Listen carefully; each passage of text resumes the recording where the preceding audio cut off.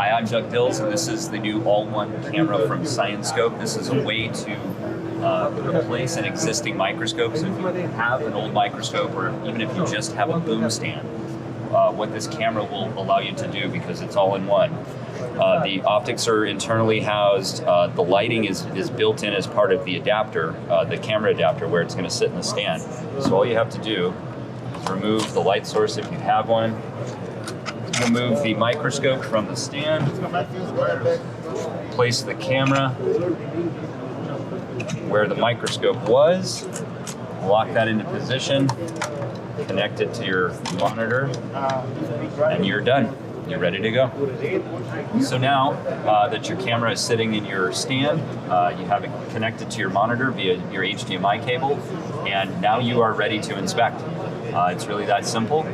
Again, all the lighting, the zoom and the focus is internally controlled.